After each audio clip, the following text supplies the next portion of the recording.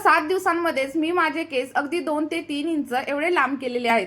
जर तुमचा विश्वास बसत नसेल तर आपला हा व्हिडिओ संपूर्ण बघा, कारण या व्हिडिओमध्ये मी तुम्हाला लाईव्ह प्रूफ देखील दाखवणार आहे की फक्त मेथीच्या मदतीने तुम्ही देखील तुमचे केस अगदी 7 दिवसांमध्येच लांब करू शकता।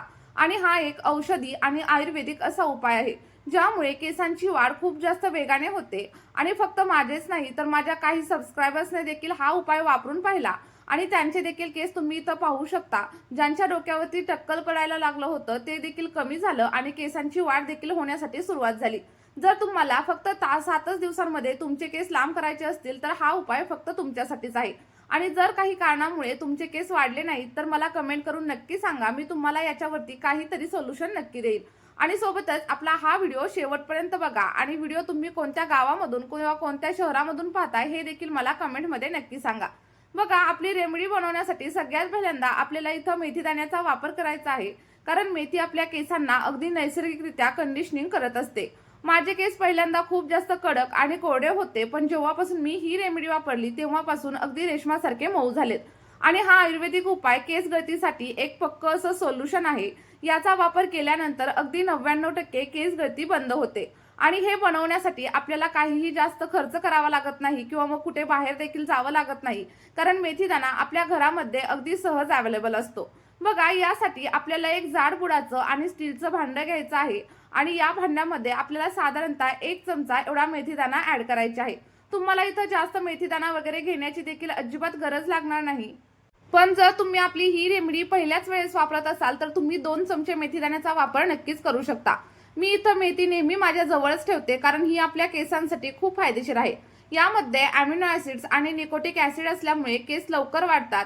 फास्ट हेअर ग्रोथसाठी मेथी अगदी एक रामबाण उपायासारखी मानली जाते। यानंतर आपल्याला साधारणतः 1 ग्लास एवढं फिल्टर केलेलं पाणी याच्यामध्ये ऍड करायचे। लक्षात ठेवा, बोरिंगचं पाणी किंवा मग खाऱ्या पाण्याचा वापर आपली ही रेमेडी बनवण्यासाठी अजिबात करू नका। आणि या उपायामधील जर एखादी गोष्ट तुमच्याकडे अवेलेबल नसेल तर काळजी करू नका, मला कमेंट करा, मी तुम्हाला त्याच्यावरती देखील पर्याय नक्की सांगेल। आणि ज्यांचे केस अजिबातच वाढत नाहीत त्यांच्या देखील केसांची लांबी आता वाढायला सुरुवात होईल आणि याचा परिणाम खूप जास्त लवकरात लवकर तुम्हाला दिसेल। 1 चमचा मेथी आपल्या या रेमेडीसाठी पुरेशी आहे जर का तुमचे केस खूप छोटे असतील। आणि हा उपाय आपलं स्कॅल्प मजबूत करतो आणि केस गळती थांबवण्यासाठी हेल्प करतो। जर केस खूप जास्त प्रमाणात गळत असतील तर आपण इथं याच्यामध्ये कांद्याचा देखील वापर करणार आहोत, कारण कांद्यामध्ये भरपूर सल्फर असतं जे आपल्या केसांमधील कॅराटीन टिकवून ठेवतं। यामुळे केस अगदी मजबूत होतात आणि दाट होण्यासाठी हेल्प होते। मेथी सोबत जेव्हा आपण कांदा वापरतो तेव्हा केसांवरती जलद असा इफेक्ट जाणवतो। केस अगदी जाड, दाट आणि लांब होण्यासाठी मदत होते। आणि ज्या लोकांचे केस अनेक वर्षांपासून एकाच लांबीवरती थांबलेले असतील तर ते देखील आता हळूहळू वाढायला सुरुवात होईल। आणि आपला हा उपाय अगदी लहान मुलांपासून ते मोठ्यांपर्यंत सगळेजण वापरू शकतात। फक्त मी सांगितलेल्या पद्धतीने वापरून बघा, तुम्हाला खूप छान असे रिझल्ट भेटतील। इथं मी एक छोट्या आकाराचा लाल कलरचा कांदा घेतलाय। आणि जर तुमची केस गळती खूप जास्त होत असेल तर कांदा याच्यासाठी खूप जास्त फायदेशीर ठरतो। यामुळे केस गळती थांबते आणि जर तुमचं टक्कल पडायला लागलेलं असेल ना तर त्यापासून देखील तुम्हाला सुटका भेटेल। आणि तुमचे देखील केस गळण्यापूर्वी आणि टक्कल पडण्यापूर्वीच आपला हा उपाय वापरायला सुरुवात करा। आणि रेमेडी बनवण्यासाठी तुम्ही जास्तीत जास्त लाल कांद्याचा वापर करा, कारण याच्यामध्ये रस देखील भरपूर प्रमाणात असतो आणि त्यासोबतच सल्फरचं प्रमाण देखील जास्त असतं। आणि हेच सल्फर आपले केस मजबूत करतो आणि सोबतच पांढरे जर केस होत असतील ना तर ते देखील कमी करण्यासाठी हेल्प करतो। यामुळे आपल्या केसांना छान असं व्हॉल्यूम येतं। ज्यांचे केस खूप जास्त पातळ झालेले असतील तर त्यांच्यासाठी आपली ही रेमेडी अगदी अमृतासारखं काम करणार आहे। जर केस लवकर पांढरे होत असतील तर आपल्याला याच्यामध्ये पुढे आणखी एक महत्त्वाचा घटक ऍड करायचा आहे, त्यामुळे व्हिडिओ इथे स्किप करू नका, तर शेवटपर्यंत नक्की बघा। त्यानंतर आपल्याला हे सगळं काही मिश्रण गॅसवरती ठेवायचं आहे आणि अगदी मीडियम टू लो फ्लेमवरती 5 ते 6 मिनिटांसाठी व्यवस्थित असं उकळवून घ्यायचं आहे। बघा, जसं जसं आपलं मिश्रण उकळायला सुरुवात होईल तेव्हा तुम्हाला पाण्याचा कलर आपोआपच चेंज झालेला दिसायला लागेल। याचा अर्थ काय तर मेथीमधील आणि सोबतच कांद्यामधील सगळी काही पोषक तत्व आपल्या पाण्यामध्ये उतरायला लागलेली आहेत आणि हे पाणी अगदी स्ट्रॉंग आणि आपल्या केसांसाठी अगदी 100% इफेक्टिव्हरित्या तयार होण्यासाठी सुरुवात झाली आहे। बघा, जर तुम्हाला पांढरे केस होण्याची समस्या असेल तर यामध्ये आपण जास्वंदाच्या पानांचा वापर करणार आहोत। जास्वंदाची पानं आपल्या केसांना अगदी नैसर्गिकपणे काळेपणा देतात आणि आपल्या केसांमधील मेलॅनिन टिकवून ठेवतात, ज्यामुळे केस काळे आणि दाट बनतात. अगदी 3 ते 4 वेळा जर तुम्ही आपली ही रेमेडी वापरली तर तुम्हाला लगेचच फरक दिसायला लागतील.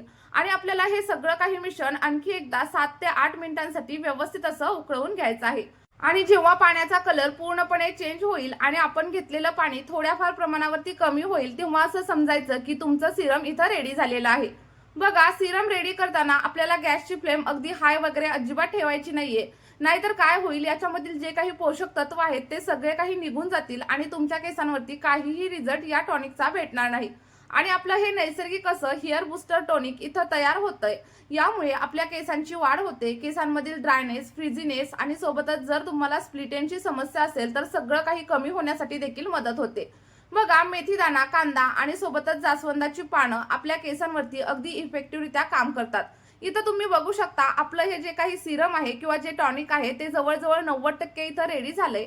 आणि जेव्हा तुम्हाला वाटेल की हे रेडी झालंय आणि पाणी देखील कमी होईल, तेव्हा गॅसची फ्लेम अगदी बंद करून टाका आणि त्यानंतर आपलं सगळं काही पाणी थंड होण्यासाठी ठेवून द्या. थंड झाल्याच्या नंतर एखाद्या कॉटनच्या कापडाने किंवा मग माझ्यासारखं तुम्ही एखाद्या स्ट्रेनरने सगळं काही पाणी गाळून घेऊ शकता. इथे मी गरम असतानाच गाळून घेतलंय, पण जेव्हा पण मी हे केसांवरती अप्लाय करणार तेव्हा पूर्णपणे थंड करणार आणि त्यानंतरच केसांवरती अप्लाय करणार. कारण कधीच आपल्या केसांवरती कोणतीही गरम वस्तू अप्लाय करू नका. यामुळे आपले केस खूप जास्त प्रमाणामध्ये गळायला सुरुवात होते आणि केस खूप जास्त ड्राय, फ्रीजी होतात आणि सोबतच आपल्याला स्प्लिट एंडची समस्या देखील नक्कीच जाणवू शकते.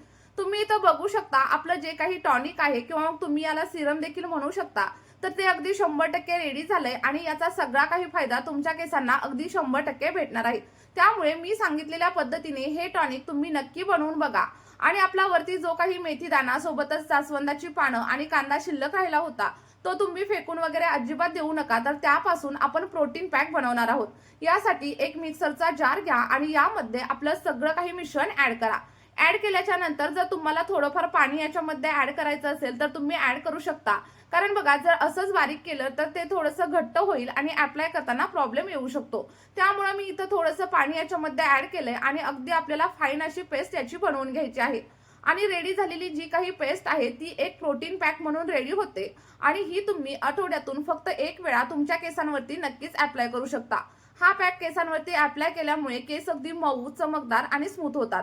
कांद्यामुळे केसांमध्ये कॅरेटिन ट्रीटमेंट सारखा इफेक्ट येतो आणि जी काही जास्वंदाची पानं आहेत यामुळे केस काळे होण्यासाठी आणि वाढण्यासाठी हेल्प होते.